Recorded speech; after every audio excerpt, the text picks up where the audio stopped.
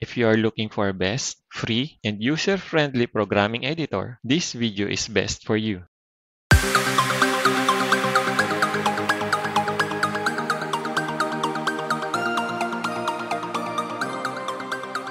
Hi guys! Sa video na ito, pag-aaralan natin kung paano ba gamitin yung Visual Studio Code na programming editor. Isa ito sa free-to-use and user-friendly na programming editor. Madalas din itong ginagamit ng mga programmer. Napaka-powerful nitong editor na ito guys. Para sa akin, ito yung one of the best programming editor.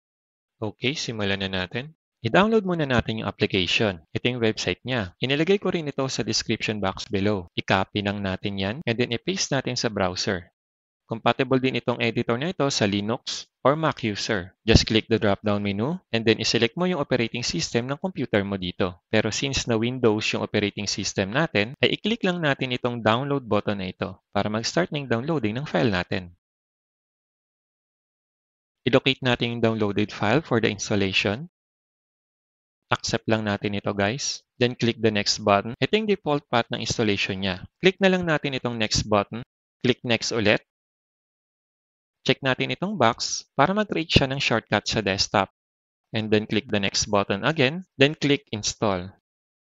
Okay, natapos na yung installation natin. Click natin yung finish button. Ganito yung itsura ng VS Code natin guys. By default, ay naka-dark mode na siya. Dito sa choose the look you want na section, kapag click natin yung browse color themes, ay bibigyan niya tayo ng mga choices na iba mga themes. Makakapili tayo ng iba pang mga themes maliban dito sa naka-display dito sa dashboard niya. Or pwede din tayo mag-search ng iba pang mga themes by clicking this browse additional color themes. Pero for this tutorial ay pipiliin ko na lang yung dark mode na nasa dashboard niya. Okay din na may itsura para hindi masakit sa mata.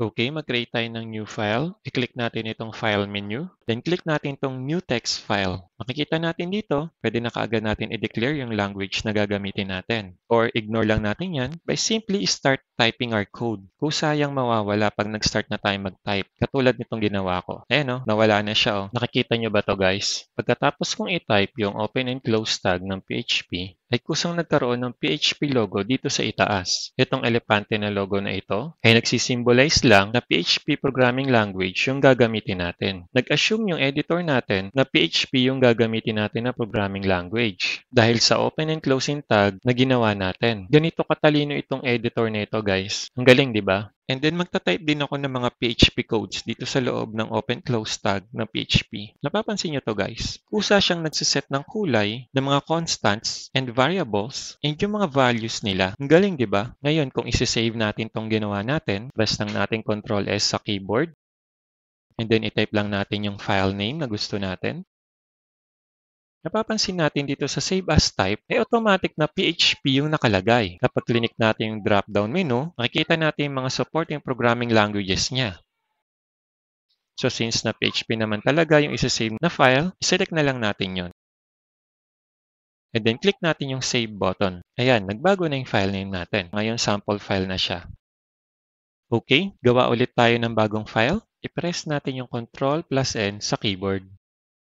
And then this time, i-click natin itong select a language. Nalabas tong box na to, pwede natin i-type dito yung mga languages na gusto natin. Pwedeng HTML. Nakikita nyo ito? Itong symbol niya sa taas, yung less than at greater than na yan, ay nagsisimbolize lang na HTML yung programming language na ginagamit natin. Ito ang maganda dito guys. Meron siyang built-in na plugin na pwede natin kaagad gamitin para mapadali yung pagpaprogram natin. Katulad dito sa HTML. Ipapakita ko sa inyo na hindi nyo na kailangan pang i-type yung HTML document type declaration. Isa sa functionality ng plugin na yon ay itatype lang natin itong tandang padamdam na to or exclamation point and then press natin tab sa keyboard. Ayan, galing di ba? Sa nga, delete natin to and then i-type ulit natin yung tandang padamdam o yung exclamation point o exclamation mark and then hit natin tab sa keyboard. Ayan, galing di ba? Ganyan kagaling yung plugin na to. Mas mapapabilis yung pagpo-program natin kung meron tayong built-in plugin na ganito. Kapag install natin tong Visual Studio Code ay automatic na built-in na sa kanya yon. Okay, para naman sa mga HTML tags katulad nito, type lang natin H1 and then press natin yung tab. Ayun, kusa na siyang gagawa ng open and close tag na H1. Ganon din sa ibang mga tags katulad ni table. Type lang natin table and then press tab sa keyboard. Open and close tag na ni table. Gawa tayo ng table rows. Type natin tr and then press natin tab sa keyboard. Ayan, open and close tag na ng table rows. Gawa tayo ng table data. Sa table data naman, td and then press tab ulit sa keyboard. Ayan, open and close tag na ng table data. Itong plugin na ito, guys, ay tinatawag na Emmet. Gusto gumawa din ako ng simple tutorial para dito sa plugin na ito. For example, gusto natin gumawa ng dalawang table row na merong 5 table data. Ganito siya i-type. Type natin tr, tapos asterisk kung ilan yung gusto natin gawin. Gagawa tayo ng dalawang table row and then yung greater than, tapos td, asterisk kung ilang table data yung gusto natin gawin. Then press tab sa keyboard. Ayan, nakagawa tayo ng dalawang table row and kada table row ay meron siyang 5 table data. Ang galing, di ba? Ganito katalino yung programming editor na ito, guys. Isa sa nagustuhan ko rito sa editor na ito ay meron siyang sariling terminal. I-click natin itong terminal menu na ito and then click natin yung new terminal. Yan, lalabas yung terminal window dito sa baba. Itong terminal window na ito, ito yung parang command prompt ng computer natin. So lahat ng tinatype natin sa command prompt natin, pwede din natin dito i-type. Tulad nito, magta-type ako ng ipconfig. Ayan, ito yung IP address ng computer ko. Ito yung IP version 4 and yung subnet mask. Try ko naman i-ping si Google. Ayan, may return siya. Ibig sabihin, itong terminal na ito ay katulad din ng function ng DOS command prompt natin. At ang pinakamaganda dito sa terminal window na ito ay meron siyang memory. Sige, i-close muna natin para maipakita ko. Close natin yung terminal. And then open ulit natin. New terminal ulit. Makikita nyo rito sa taas. Ayan. Ayan yung kaninang itinype natin. So yun. Na-save niya sa memory niya yung una nating tinype. Sige, try pa natin mag-type ng isa pa. I-ping naman natin si YouTube. Ayan, nag-return si YouTube. Pwede rin tayong mag-set ng name para dito sa mga terminal natin. Ayan, yung isa kay YouTube at yung isa kay Google.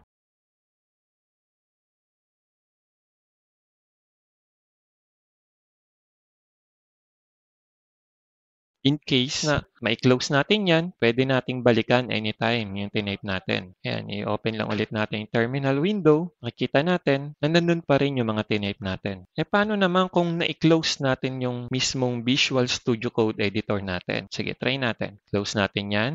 And then i-open ulit natin yung Visual Studio Code Editor natin. Makikita natin dito sa terminal window ay meron siyang history restored. Ibig sabihin yung mga history dito kay Google at yung history dito kay YouTube ay ni-restore niya. Ayan o, ang galing, di ba? Kung gusto natin mag-add ng isa pang terminal ay click lang natin tong plus button na to.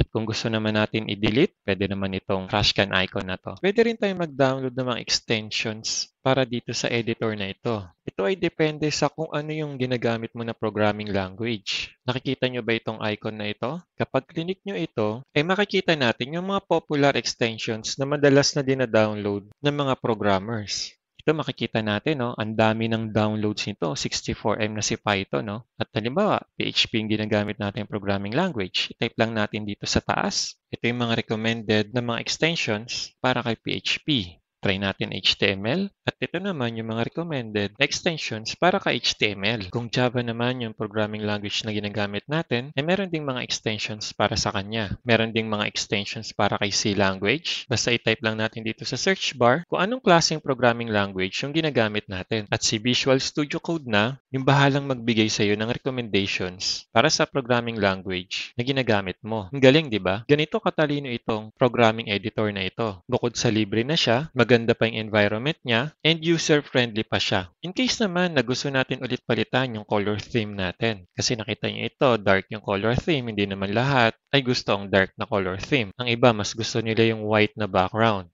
Click lang natin itong gear icon sa baba, and then click natin itong color theme. Okay, kung gusto natin itong light, yan, magiging kulay puti siya, pero para mas gusto ko yung dark, balik na lang natin sa dark mode. Click ulit natin itong gear. Makikita natin dito yung dark na theme niya. Kapares lang din nun nandito sa dashboard. Yung ibang mga features itong code editor nito ay ma-encounter na natin sa pagpaprogram natin. Okay, that's all for now. Kung nagustuhan mo itong video na ito, I don't forget to hit the like button and pakisubscribe na rin. At huwag niyong kalilimutan yung notification bell na notify kayo sa mga upcoming video tutorials na i-upload ko. See you on my next video. God bless and take care.